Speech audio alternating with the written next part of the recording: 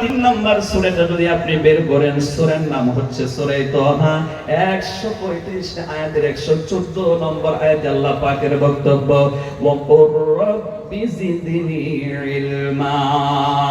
আল্লাহ রাব্বুল আলামিন বলেন, নবী হ্যাঁ আপনি আমি আল্লাহর কাছে দোয়া করতে থাকেন, আপনি বলুন, হে আমার প্রভু, হে আমার রব, আপনি আমার ইলম বৃদ্ধি করে দেন, আপনি আমার ইলম বৃদ্ধি করে দেন, আপনি আমার ইলম বৃদ্ধি করে দেন। আমার ভাইয়ারা, আপনি কোরআনে কারীমের মাহফিলে এসে বোনেদেরকে, খালাদেরকে, ফুফুদেরকে জায়গা করে দিয়ে দিতে যে আপনি এই আয়াতের উপরে আমল করতে পারেন। 3 নাম্বার যে পজিশনটা পাবেন, গিফটটা পাবেন, ওই গিফটটা হলো আল্লাহ পাক আপনাকে ইলম বাড়িয়ে দেবে। সুবহানাল্লাহ, নারায়ে তাকবীর, আল্লাহু আকবার। একটু জিকির করি, আর জিকিরের মাঝে আমার মায়েদের পক্ষ থেকে, কমিটির পক্ষ থেকে রিকোয়েস্ট এসেছে তারা যেন সম্মুখে জায়গাগুলো ভরপুর করে বসে।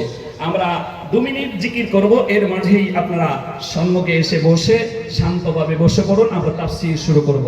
সুবহানাল্লাহ ওয়ালহামদুলিল্লাহ ওয়া লা ইলাহা ইল্লাল্লাহ, লা ইলাহা ইল্লাল্লাহ, লা ইলাহা ইল্লাল্লাহ, সুবহানাল্লাহ ওয়ালহামদুলিল্লাহ ওয়া লা ইলাহা ইল্লাল্লাহ, লা ইলাহা ইল্লাল্লাহ, মুহাম্মাদুর রাসূলুল্লাহ সাল্লাল্লাহু আলাইহি ওয়াসাল্লাম। আসুন আমরা শুনতে এসেছি আল্লাহ পাকের কোরআন, কোরআনের একটু পরিচয় সম্পর্কে আমরা কিছু জ্ঞান অর্জন করি। কি কিতাব আমরা শুনতে এলাম?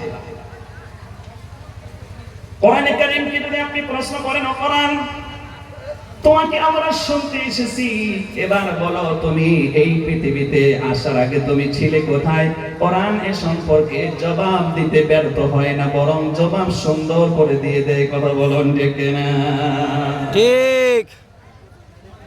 আল্লাহ রাব্বুল আলামিন বলেন 30 নাম্বার পারা যখন আপনি বের করবেন, সূরার নাম হচ্ছে সূরা বুরুজ। 22টা আয়াত আপনি এখানে পাবেন।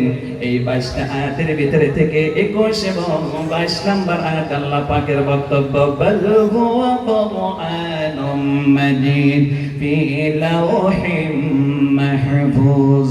কোন আল্লাহু আকবার, আল্লাহু আকবার। আমার হের আল্লাহ রাব্বুল আলামিন বলেন, তোমরা যদি কোরআনকে প্রশ্ন করো, কোরআন তুমি দুনিয়ায় আসার আগে ছিলে কোথায়? কোরআন জবাব দিচ্ছে, আমি সম্মানী কিতাব কোরআনে মাজিদ এই পৃথিবীতে আগমন ঘটার আগে আমার জায়গা ছিল লৌহে মাহফুজ। ওই লৌহে মাহফুজ থেকে আল্লাহ রাব্বুল আলামিন আমাকে এই দুনিয়ায় প্রেরণ করেছেন। কোন সুবহানাল্লাহ, সুবহানাল্লাহ। এখন কোরআন ছিল লৌহে মাহফুজে, এবং আমার আপনার বডির ভিতরে যা থাকলে আমি বাঁচি, না থাকলে মরি। এটাকে আমাদের মাতৃভাষায় এটাকে বলি আত্মা, ইংরেজিতে এটাকে বলে soul. Every soul taste of the day, और जब को एक मर्तबा मौत का प्याला चख नहीं होगा, इससे कोई नहीं बच सकेगा। ठीक ना? ঠিক ঠিক। ইংরেজিতে বলে এটাকে সোল্ড, কোরআনের ভাষায় বলা হয় এটাকে রূহ। আয়াতটা আছে কোথায়? আল্লাহ রাব্বুল আলামিন বলেন, আপনি পড়বেন 15 নম্বর পারা সূরা বনী ইসরাঈল 111টা আয়াত যখন আপনি স্টাডি করবেন, আপনি পড়বেন 85 নম্বর আয়াত। আল্লাহ রাব্বুল আলামিন বলেন, ওয়ায়াসআলুনাকা আনির রূহ কুলির রূহু মিন আমরি রাব্বি ওয়া মা উতীতুম মিনাল ইলমি ইল্লা কালিলা। জোরে বলেন আল্লাহু আকবার, আল্লাহু আকবার। আপনাকে তারা প্রশ্ন করে, ইহুদিরা প্রশ্ন করেছিল যে হে মুহাম্মদ আপনি বলুন রূহটা কি? তখন কোরআনে কারীমের আয়াতটা অবতীর্ণ হয়, আল্লাহর পক্ষ থেকে জবাব আসে, রূহ হলো আল্লাহর হুকুম, বিশেষ ছাড়া ভিন্ন কিছু নয়। আল্লাহর হুকুম আর এর ডিটেইলস বোঝার জন্য আমি তোমাদেরকে অতটা ইলম দেইনি। আমার বন্ধুগণ, এখন যদি আপনি কোরআনে কারীম তিলাওয়াত করেন, আছেন না গেছেন আপনারা? আছি। কথা হয় না কেন? কতজনে থাকে, বসে থাকে, কিন্তু তার রূহ চলে যায়। তারপর অন্তরাত্মা। এই পৃথিবীতে সবচেয়ে স্পিড চলে মানুষের মন, ঠিক না? আপনারা মন জমায় আমার কাছে বসতে হবে, তাইলে কিছু আমার কাছ থেকে নিতে পারবেন।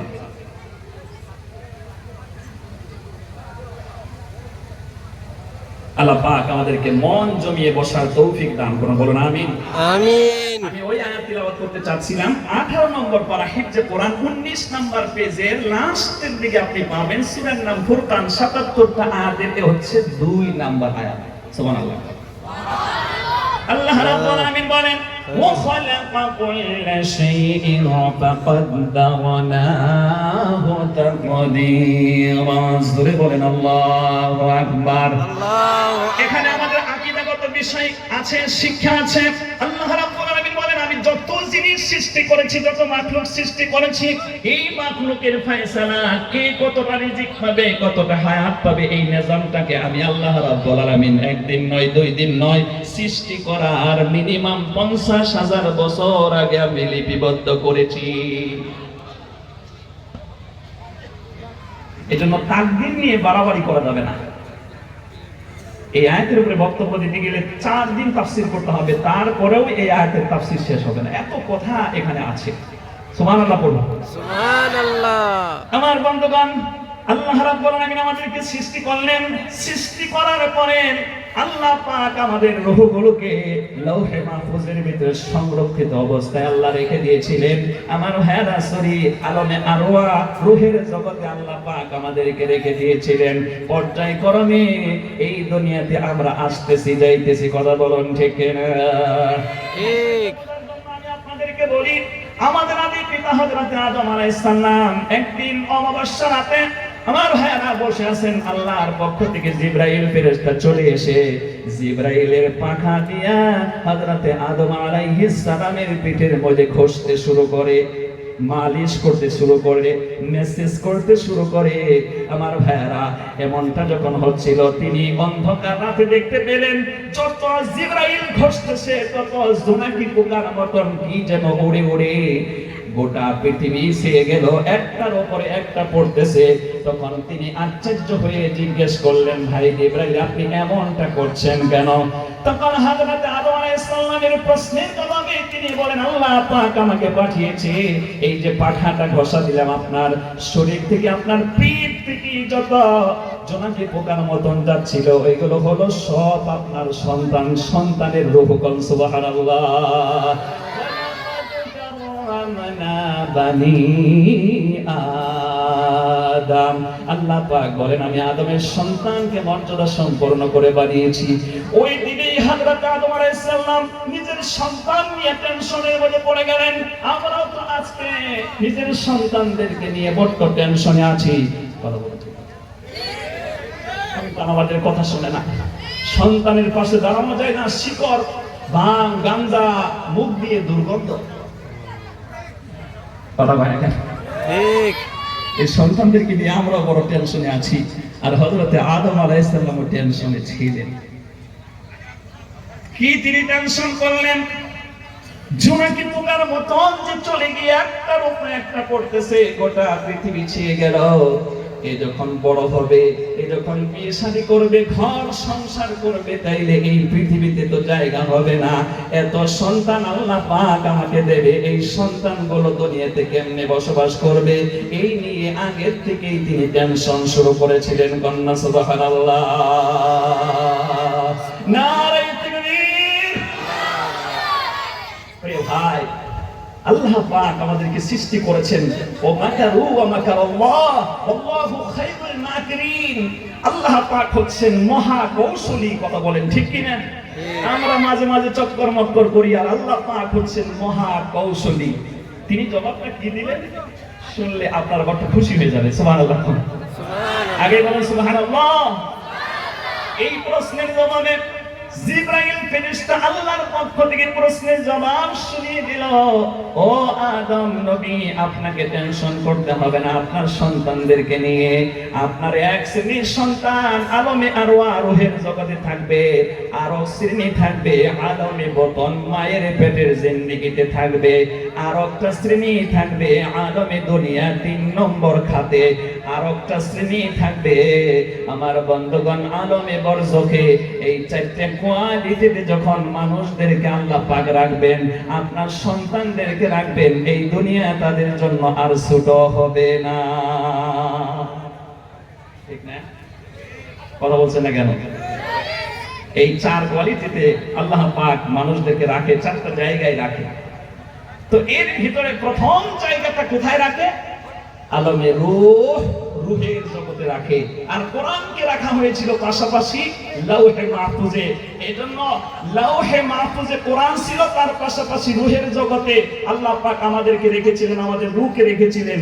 এইজন্য আমাদেরকে বুঝতে হবে আমাদের দিলের খোরাকটা হচ্ছে, রূহের খোরাকটা হচ্ছে কোরআন, কোরআন, কোরআন তিলাওয়াত, কোরআনের উপরে আমল।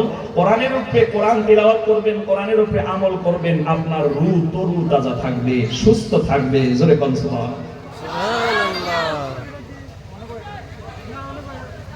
আজকে আমরা এই রূহের খোরাক নেওয়ার জন্য এখানে চলে এসেছি। কথা বলুন ঠিক কিনা? আমার এই কথা আপনারা 100% সত্যায়ন করতে পারেন? 100% সত্যায়ন করতে পারেন? এই আমি যে কথাটা বললাম, আমি যে আপনাদের সম্মুখে এত সময় যে ওয়াজ করে যে পয়েন্টটা নিয়ে আসলাম, এই পয়েন্টটা 100% সত্য তো? জি সত্য। দেখি কার কার দৃঢ় বিশ্বাস আছে, একটু হাত দেখান তো। জি ইনশাআল্লাহ। জোরে বলেন ইনশাআল্লাহ। ইনশাআল্লাহ। আর একটু জোরে বলেন ইনশাআল্লাহ। আর একটু মহব্বত দিয়ে বলেন ইনশাআল্লাহ। এই কথাই যদি সত্য হয়, তাইলে আপনি দোকানের মধ্যে গিয়ে সময় লস করছেন কেন? আজকে তো রূহের খোরাক দেওয়ার জন্য আসছেন, মুখের মধ্যে আবার খাইবার জন্য ঢুকে। কথা কয় না কেন? তারপরেও লাস্টের দিকে আপনি কষ্ট করার পরে একটা খাবার মাদ্রাসা থেকে এখনো তৈরি হচ্ছে, মাগরিবের আগ থেকে তৈরি হচ্ছে, লাস্ট অবধি তৈরি হতে থাকবে। আপনারা বাড়ি যাওয়ার আগে আপনাদেরকে রিকোয়েস্ট করে হলেও আপনাদের হাতে খাদ্য ধরিয়ে দেবে, কিন্তু তাও আপনি সহ্য করতে পারছেন না, তাও লোভ সামলাতে পারছেন না। দোকান পাহাড় বাজার হচ্ছে নিকৃষ্ট জায়গা, কোরআনের মাহফিল হলো উৎকৃষ্ট জায়গা। আপনি যে নিকৃষ্ট তার প্রমাণ হলো বাজার দিয়ে ঘুরে আপনি দেখিয়ে দিচ্ছেন যে আমি নিকৃষ্ট। এই মুসলমান কথা হয় না কেন? জোরে কথা বলা লাগবে। এত খাওয়া লাগে, এত খাওয়া লাগে। এই কথাটা একটু করা হয়ে গেল, ওয়াজ করা হলে আমার কিছু করার নেই, আমরা মাফ করবে। আমাদের আকল আমরা হারিয়ে ফেলেছি। আসুন, এরপরেও যারা দোকান বাজারে আছেন, আমি একজন মুসলমান, আপনিও মুসলমান, আপনার সাথে আমার ভালো সম্পর্ক। পবিত্র কোরআন স্টাডি করলে আপনি পড়বেন 26 নম্বর পারা সূরা হুজরাত 18টা আয়াত।